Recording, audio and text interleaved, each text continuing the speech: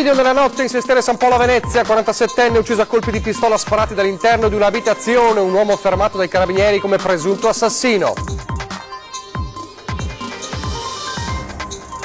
Operazione dei carabinieri di Crotone contro l''ndrangheta in tutta Italia, scoperte infiltrazioni mafiose anche in Veneto. Il maltempo colpisce il Bellunese, decine di interventi per alberi caduti e allagamenti, il più grave in una scuola elementare di Feltre, chiusa perché impraticabile. Mattinata di disagi in A4, camion si ribalta, 8 km di coda ad Arino, poco dopo altro incidente, 5 km di rallentamenti sul passante. Il no di Salvini è personale, non politico, ma i veti rischiano di far saltare il progetto, così ieri sera a Ring Flavio Tosi, dopo lo stop della Lega alla sua presenza nella coalizione di centrodestra. Per anni ha esercitato la professione di ginecologo, pur avendo solo il diploma di geometra, oggi al via il processo in tribunale a Vicenza. Lo spirito e i valori delle penne nere, protagonisti di 60 componimenti letterali arrivati alla giuria del concorso Parole attorno al fuoco, storie giunte da ogni parte d'Italia e premiate a Vittorio Veneto. Telespettatori di Antena 3, buongiorno, ben ritrovati. La prima edizione dei nostri telegiornali che si apre subito con la cronaca di quanto accaduto stanotte in pieno centro storico a Venezia, dove dei colpi di arma da fuoco hanno risuonato nella notte terrorizzando i residenti. Un uomo, un 47enne ucciso a colpi di pistola nella calle, da colpi sparati proprio da una abitazione. Allora siamo sul posto con la nostra Ilaria Marchiori, che vedo subito insieme al nostro Paolo Sanavio al reparto tecnico. Allora Ilaria, raccontaci quanto accaduto stanotte a Venezia. Sì, buongiorno Nicola, buongiorno a tutti i telespettatori, ci troviamo qui a Venezia in centro storico, in Calle delle Chiovere, tra l'altro siamo veramente a pochissimi passi da Piazzale Roma e questa notte qui in questa abitazione che vedete alle mie spalle si è consumato un brutale omicidio. È successo tutto intorno all'1:30 e i carabinieri sono stati chiamati da alcuni residenti perché hanno sentito delle grida e poi gli spari. Stiamo parlando di due spari che sono stati tra l'altro fatti esplodere proprio dalla seconda porta, quella che vedete dietro la grata, che ora è chiusa perché ovviamente il locale è stato posto sotto sequestro dai carabinieri, e l'uomo che ha sparato, si tratta di Ciro Esposito, un 49enne di origine campana, che tra l'altro secondo indiscrezioni sembra che da qualche tempo avesse occupato questo appartamento, ha sparato proprio da dietro il vetro, colpendo la vittima Ivano Gritti, un 47enne veneziano che si trovava qui all'inizio. Con tutta probabilità i due non si sono nemmeno visti perché la porta, secondo una prima ricostruzione dei militari dell'Arma, non è stata nemmeno aperta, se non a questo cancello. Potrebbe essere accaduto che il Gritti abbia gridato qualcosa e quindi dall'altra parte siano esplosi i due colpi. Tra l'altro non è nemmeno morto sul colpo, insomma insieme ai carabinieri sono arrivati anche i sanitari del 118 e poi l'hanno portato via per tutte le cure del caso. Naturalmente sul posto sono giunti poco dopo i carabinieri, il comandante ci ha raccontato proprio poco fa che l'intervento è stato in tutta sicurezza. Alcuni residenti con cui abbiamo parlato poco fa ci hanno raccontato che il Gritti gridava molto spesso. Proprio qui poco distante abita la mamma, perché lui era residente alla Giudecca, ma molto spesso veniva qui in casa della mamma, l'aveva anche picchiata, secondo quanto ci hanno raccontato alcuni residenti, che insomma sostengono quanto fosse violento l'uomo e quanto ci fossero delle continue discussioni. Queste alcune delle testimonianze. Ora però lascerei spazio a parte dell'intervista che abbiamo realizzato col comandante provinciale dei Carabinieri, che è giunto subito sul posto, Claudio Lunardo. Quando voi siete intervenuti, l'omicida ha detto qualcosa, ha raccontato i motivi, era tranquillo, era agitato? Beh, nell'immediatezza ovviamente l'omicida era sicuramente agitato. Innanzitutto è stato immobilizzato e poi l'abbiamo portato in caserma per cercare di capire quale fosse il motivo di questa reazione violenta, con questa pistola che è una pistola clandestina, quindi una pistola di cui disponeva con una matricola a brasa e quindi diciamo anche una certa pericolosità. non ha chiarito immediatamente i motivi, ha dato una versione dei fatti quando è stato ascoltato dal magistrato di turno della Procura di Venezia davanti ai Carabinieri, versione che comunque noi stiamo approfondendo, perché le motivazioni possono sicuramente essere molteplici oltre quelle che ha riferito lui stanotte. Comunque la cosa certa è che ovviamente sorpreso ha ammesso di aver fatto fuoco e di aver colpito la vittima che era fuori al giardino. Ed è la vittima morta sul colpo? No, non è morta sul colpo. La vittima, grazie, ripeto, a questo intervento dei Carabinieri, è stato possibile soccorrerla, portarla all'ospedale e, se non ricordo male, dopo un paio d'ore è deceduta all'ospedale verso le 3:30, 3 di notte, 3:30 di notte, sì. Ecco, abbiamo sentito l'intervista con il comandante provinciale dei Carabinieri Lunardo, che ci ha raccontato altri dettagli su quanto accaduto qui questa notte. Naturalmente le ipotesi al vaglio sono ancora tutte sul piatto. Si parla di un possibile regolamento di conti, potrebbe esserci anche una questione passionale, ma stanno ancora lavorando a tutto tondo per cercare di capire proprio insieme a chi ha sparato, che in questo momento si trova nella caserma dei Carabinieri, quali siano state le motivazioni di questo folle gesto, di questo omicidio che ha portato alla morte il 47enne veneziano Ivano Gritti. Per il momento qui da Venezia è tutto, se non ci sono altre domande, Nicola, restituisco la linea allo studio. Grazie a Ilaria Marchiori e Paolo Sanavio per il loro collegamento da Venezia. Ci hanno illustrato dunque quanto accaduto stanotte a Venezia.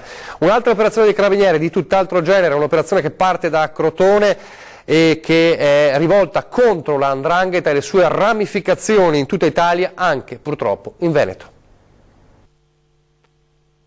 Avrebbe avuto ramificazioni anche in Veneto la cosca Farao Marincola, una delle più potenti della Calabria, sulle cui attività criminali si sono concentrate le indagini dei Carabinieri del ROS e del Comando Provinciale di Crotone. L'operazione, denominata Stige contro l''ndrangheta, ha portato a 169 arresti in corso di esecuzione dalle prime ore di stamane in diverse regioni italiane e in Germania. Le indagini hanno portato alla luce infiltrazioni mafiose in diversi settori economici ed imprenditoriali, sia in Italia che all'estero, circostanza che ha consentito alla cosca di strutturarsi come una vera e propria holding criminale capace di gestire affari per milioni di euro. Gli arresti riguardano presunti affiliati e favoreggiatori dell''ndrangheta in Italia e oltre confini in Germania appunto. Nel corso dell'operazione sono stati anche sequestrati beni ritenuti riconducibili alla cosca calabra per oltre 50 milioni di euro. Si tratta di patrimoni, spiegano gli investigatori, accumulati illecitamente nel corso degli anni. Parliamo adesso del maltempo che nelle ultime ore, come era previsto dall'allerta regionale, ha colpito soprattutto la zona montana, la zona del Bellunese. Proprio nella zona del Bellunese, tra il Bellunese e il Feltrino, la maggior parte degli interventi di questa notte. Allora ci illustra tutto in diretta telefonica per noi proprio da Feltre il nostro Lucio Zanato. Lucio. Sì, buongiorno da Feltre, perché siamo qui a raccontarvi per una trentina di interventi legati al maltempo, di interventi dei Vigili del Fuoco nella zona del Feltrino a confine con la Marca Trevigiana. Da segnalare soprattutto nella zona del Feltrino una scuola per l'infanzia che è allagata, che è rimasta allagata nel corso della notte a causa del maltempo. La scuola si trova in via Cismon a Feltre. I bambini che erano già arrivati con lo scuolabus a destinazione sono stati fatti rientrare nelle residenze e in questo momento stanno intervenendo i Vigili del Fuoco per ripulire tutta l'area. Ci sono stati anche problemi alla circolazione stradale per dei piccoli smottamenti lungo alcune strade, in particolare sulla provinciale 1 bis di via Madonna del Piave a Quero e nella strada provinciale numero 3 a Gosaldo, sempre comunque nel Bellunese. E con questo è tutto, restituisco la linea allo studio. Grazie Lucio Zanatto, ancora Vigili del Fuoco in azione, ma stavolta per un infortunio accaduto poco dopo le 7:30 di stamane in via dell'Artigianato a Lonigo, siamo in provincia di Vicenza all'interno di un'azienda di trattamento pelle, un uomo è rimasto incastrato sul nastro trasportatore di un macchinario. All'arrivo della squadra l'operaio era già stato liberato dai colleghi ed era assistito dal personale medico del SUEN 118 che l'ha stabilizzato e poi portato in ospedale. La squadra ha messo in sicurezza la macchina a disposizione del personale dello Spisal per ricostruire l'accaduto sul posto, anche i carabinieri con le operazioni di sopralluogo e di verifica che sono ancora in corso all'interno dell'azienda. E la scorsa notte la paura in una fabbrica della Bassa Padovana, siamo a Bagnoli di Sopra, fiamme in questa azienda e sembrano fiamme dolose. Le fiamme sono divampate a tarda notte, un violento incendio ha distrutto l'interno di un capannone industriale della NV-SRL a Bagnoli di Sopra. Il rogo dovrebbe essere di natura dolosa, ad essere incendiati sono stati i prodotti finiti e stoccati. Sul posto sono intervenuti i vigili del fuoco che velocemente hanno domato le fiamme. I danni sono in corso di accertamento e sono solo all'interno dello stabilimento. Immediate le indagini dei carabinieri che stanno raccogliendo elementi necessari per chiarire chi possa aver dato alle fiamme la struttura. Il sindaco di Bagnoli, Roberto Milan, ha divulgato la notizia attraverso i social network esprimendo vicinanza al proprietario della fabbrica. Disagi stamane in autostrada per due distinti incidenti che hanno provocato code in A4 sulle due diverse carreggiate del tratto compreso tra Padova Est e il bivio A4 A57 tangenziale di Mestre. Il primo incidente ha riguardato poco dopo le 6 il ribaltamento di un mezzo pesante al chilometro 371 in direzione Venezia, si riferiscono a questo le immagini, all'altezza dell'area di servizio di Erino. Il mezzo, un camion frigo che è uscito di carreggiata senza coinvolgere fortunatamente altri veicoli, si è ribaltato fuori strada. Il ferito lieve il conducente, accompagnato all'ospedale. Per permettere i soccorsi è stata però temporaneamente chiusa la corsia di marcia lenta, con conseguenti rallentamenti che hanno provocato fino a 8 km di coda tra il bivio autostradale e Padova Est. Il secondo incidente intorno alle 8, quindi 2 ore dopo, è venuto sulla carreggiata opposta, sempre all'altezza del bivio A4 A57, stavolta in direzione Padova, coinvolgendo una vettura rimasta incidentata in corsia di sorpasso. Non ci sono feriti in questo caso, ma i soccorsi e la corsia occupata del veicolo hanno provocato fino a 5 km di coda sul passante. E adesso la politica, e torniamo a parlare dell'accordo di domenica, l'accordo del centrodestra di Arcore, Berlusconi, Salvini, Meloni, come sappiamo, come abbiamo raccontato ieri, e anche il quarto polo, tranne il veto, come sappiamo, di Salvini su Enrico Zanetti, ma soprattutto su Flavio Tosi. Uno Flavio Tosi che era ospite proprio ieri sera a Ring e così parla e così ha detto del veto di Salvini in questo patto del centrodestra. Dovrei essere io eventualmente incazzato per un'espulsione che francamente dopo 26 anni di Lega trovo ancora poco rispondente ai fatti, però io capisco anche che bisogna vincere le elezioni come centrodestra e quindi bisogna cercare di stare tutti assieme, perché anche Berlusconi può avere motivi di risentimento verso Tizio, verso Caio, verso Sempronio, però giustamente dice siamo una coalizione, si deve provare a vincere. Un veto di tipo politico, cioè trovi un motivo politico. Il veto nel suo caso è personale, lei appunto, ha detto, no? Giusto? Ma se il veto è personale o uno è un delinquente puoi dire... Ma se questo veto non si può superare? Beh, io credo che se c'è un veto personale, allora siccome ci sono 4 soggetti che oggi si siedono al tavolo della trattativa, ovvero Lega, Forza Italia, Fratelli d'Italia e Noi con l'Italia, che è il soggetto del quale facciamo parte, credo che Noi con l'Italia dovrebbe porre la questione con una certa forza, perché altrimenti potremmo di converso dire e noi di Noi con l'Italia non vogliamo in lista Bitoncio marcato, perché per un veto personale è ragionevole? No, sarebbe un modo stupido di spaccare la coalizione. È impossibile riuscire con Salvini? Ma allora, da un punto di vista personale credo che le rotture personali restino, perché insomma i rapporti personali sono personali, però la politica è un'altra cosa. No, ma perché? Perché io posso avere un amico amicissimo di Rifondazione Comunista che però è un avversario politico. Certo. Queste dunque le parole di Tosi. Torniamo alla cronaca adesso, torniamo alla cronaca giudiziaria nello specifico, perché proprio oggi si apre il processo a un uomo, un dottore, al meglio a un finto dottore di Bassano, che per anni ha operato come ginecologo non avendone alcun titolo. Allora ci colleghiamo in diretta con la nostra Anna De Roberto, che sta seguendo proprio il processo in tribunale a Vicenza. Anna.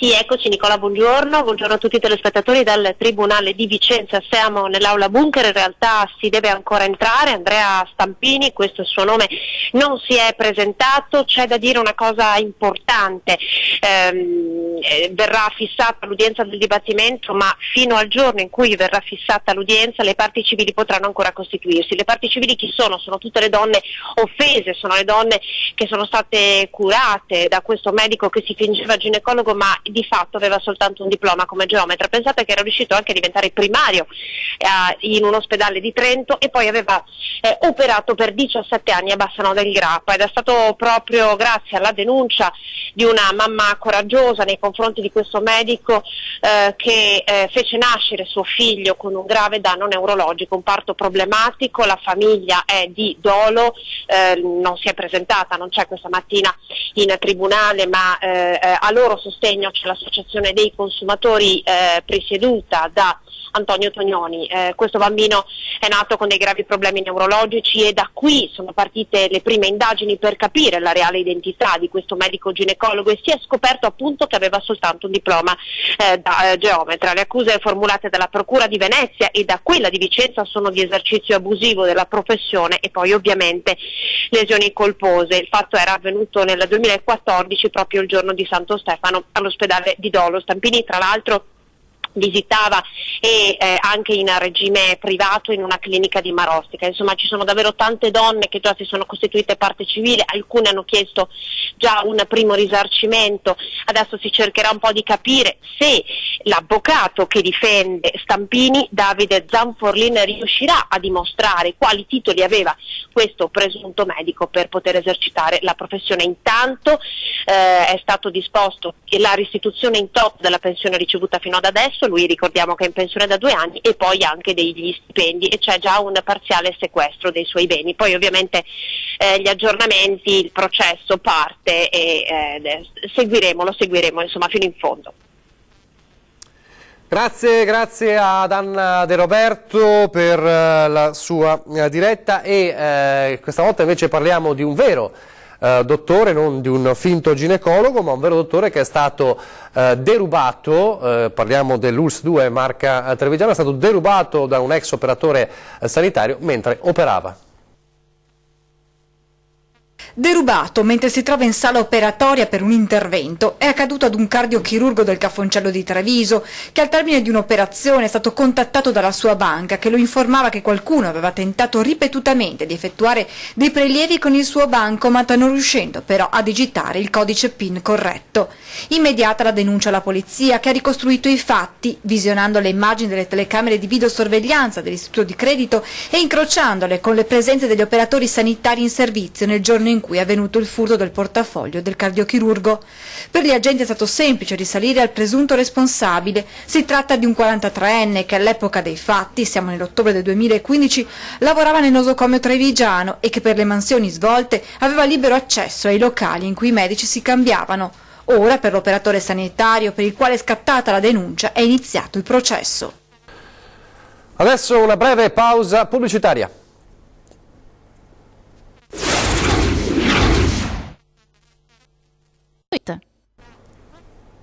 Rieccoci in studio, prima edizione del nostro telegiornale. Parliamo di tecnologia al servizio della sicurezza, perché ieri sono entrate in funzione le prime bodycam in dotazione ai vigili urbani di Treviso. Miettono le prime vittime le bodycam della polizia locale di Treviso, le telecamere letteralmente indossate dai vigili urbani sulle divise. Entrate in funzione ieri pomeriggio hanno già immortalato un automobilista contromano e uno spacciatore di stupefacenti. Occhi elettronici che si aggiungono a quelli delle 135 telecamere fisse già installate in città. Treviso è il primo capoluogo di provincia Veneto a dotarsi di queste apparecchiature, che hanno già fatto il loro esordio ad Abano Terme. Ieri pomeriggio 4 agenti le hanno agganciate al giubbotto, compiendo i consueti pattugliamenti della città. Le microcamere, in costante collegamento con la centrale operativa del comando della polizia locale, registrano in continuazione e consentono, in caso di evento di rilievo, di salvare gli ultimi 10 minuti, documentando, come è avvenuto ieri pomeriggio, un veicolo che procedeva lungo le mura in senso inverso al consentito, oppure le dichiarazioni di un soggetto trovato in possesso di stupefacenti, materiale utile alle successive contestazioni. Non c'è stato invece bisogno di bodycam per bloccare i responsabili di una violenta zuffa a Correzzola, nel Padovano. 3 persone sono state ricoverate in ospedale a Piove di Sacco al termine di una lite scoppiata per futili motivi all'esterno di una struttura residenziale a Correzzola. Lo stabile ospita malati psichici con patologie non gravi. I fatti si riferiscono a sabato pomeriggio. L'alterco, durante il quale è spuntato anche un coltello, era scoppiato tra 2 ospiti ai quali si sono aggiunte altre persone nel tentativo di calmare gli animi. Fatto scalpore nei giorni scorsi la storia del gondoliere che ha dato un passaggio alla ragazzina disabile trevigiana a Venezia, ma a Venezia c'è un progetto di questo tipo, insomma non è un caso isolato. A 2 anni dalla partenza del progetto sono molte decine le persone con disabilità che hanno potuto godere di un giro in gondola grazie alla speciale pedana che rende accessibile il servizio all'approdo di Piazzale Roma. In questi 2 anni abbiamo potuto soddisfare quasi un centinaio di clienti da tutto il mondo che sono venuti, hanno prenotato attraverso la Onlus questo servizio in maniera completamente gratuita e hanno usufruito come tutti di una passeggiata in gondola. Per la prima volta, sì, per la prima volta anche loro hanno potuto vedere cose che non gli sarebbe stato possibile in altra maniera, insomma. Il progetto, ideato nel 2016 da 2 gondolieri, è diventato realtà grazie a un finanziamento regionale e alla generosità di alcuni contributori privati. Di solidarietà però c'è ancora bisogno. Mancano ancora 40.000 euro alla fine per pagare il conto ai costruttori che ci hanno dato la possibilità di realizzare l'opera pur non avendo completamente ancora in mano la somma. Una sensibilità diffusa tra i gondolieri, quella verso le persone con disabilità, come dimostrato dall'episodio della scorsa settimana, quando un Pope ha deciso di dare un passaggio a una giovane turista in difficoltà nella zona di Rio Marin. Ma molto resta ancora da fare. L'idea era quella di ampliare il servizio pubblico anche in altre postazioni a Venezia, però intanto stiamo lavorando per concretizzare questo punto di partenza. Adesso parliamo di alpini con 60 opere letterarie e un concorso che si chiama Racconti attorno al fuoco per raccontare da ogni parte d'Italia i valori delle penne nere. Lo spirito e i valori delle penne nere, protagonisti di 60 componimenti letterari, arrivati alla giuria del concorso Racconti attorno al fuoco. Storie giunte da ogni parte d'Italia e premiate a Vittorio Veneto davanti a 300 spettatori, anche e soprattutto persone che non appartengono al corpo degli alpini. Parole attorno al fuoco è un esempio di come noi vogliamo uscire, vogliamo manifestare quella che è la nostra disponibilità ad accettare, ad accogliere racconti di chi magari l'associazione non la conosce, non conosce l'alpinità, però è interessato a venire in mezzo a noi. La soddisfazione grande è quando alla premiazione vedi queste sale riempite di gente che viene a vedere, che viene a ascoltare i racconti. Il primo premio è andato a Giorgio Visentin e al suo racconto Solo per amore, la storia di un ragazzo che dopo una delusione d'amore parte per il fronte, un gesto irrazionale che sfocia in una lettera indirizzata alla fidanzata, che strappa però prima di spedire, non volendolo incolpare dell'eventuale sua morte. Questa emozione la porterò assieme a tante altre che ho avuto questi anni militando negli alpini, a cominciare dalla mia partecipazione a Rossos, all'operazione Sorriso. Racconti attorno al fuoco rientra tra i tanti appuntamenti in calendario di Aspettando il raduno Triveneto, in programma in giugno a Vittorio Veneto. Cominciamo con storia, cultura, memoria, la nostra montagna, gli eroi, ecco, ricordiamo in questo anno del centenario. Nei ricordi. Siamo in chiusura, io vi ricordo che ritorna, lo dico, ad Anten, quindi se avete segnalazioni su disservizi, su problemi che riguardano la vostra via, il vostro quartiere, la vostra città, potete informarci con redazione@antena3.it, mail, oppure 0422 023 0898 per lasciare un messaggio in segreteria, oppure 351 175 5340 se volete visualizzare con foto o video il problema e noi cerchiamo di intervenire e cercare anche, come abbiamo fatto in passato, di risolvere questo problema. Dicevamo, siamo ai saluti, vi ricordo, a fra pochissimo, ore 13, si parlerà degli obiettivi, tema sanitario, delle novità dell'ULSS 5 Polesana assieme al direttore generale Antonio Compostella, quindi tema della sanità a ore 13 e questa sera a 20:10 tanti temi sul piatto, a partire dalla politica ma non solo, con ospiti Roberto Grigoletto, vice sindaco di Treviso, e Simone Scarabella, consigliere regionale del Movimento 5 Stelle. Vi lascio alle previsioni del tempo, grazie per averci seguito, arrivederci.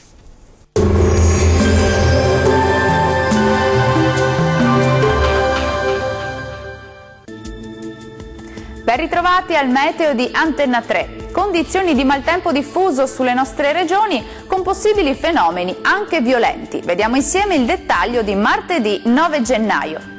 Sul Veneto piogge diffuse, anche moderate, possibili un po' su tutti i settori, più spazi soleggiati sulle province meridionali, sia pure con qualche foschia e nubi basse. Migliorerà entro sera-notte. Diamo ora uno sguardo all'andamento delle temperature. Le massime saranno comprese tra 10 e 15 gradi, valori minimi tra 6 e 10 gradi circa. Spostiamoci ora a vedere che tempo farà sul Friuli, Venezia e Giulia. Anche qui condizioni di maltempo intenso su tutti i settori, con piogge diffuse anche di moderata intensità e con rischio di locali nubifragi. Generale miglioramento entro la nottata. Le temperature massime saranno comprese tra 11 e 14 gradi, valori minimi tra 9 e 12 gradi circa. Concludiamo infine con uno sguardo alla situazione del Trentino Alto Adige. Sarà instabile anche sulla nostra regione, con molte nubi e precipitazioni diffuse, specie sui settori meridionali, localmente anche a carattere nevoso altrove. Le temperature massime saranno comprese tra 5 e 9 gradi, minime tra 7 e 2 gradi circa. Il mare sarà generalmente molto mosso, i venti moderati meridionali. Dal meteo per ora è tutto, arrivederci!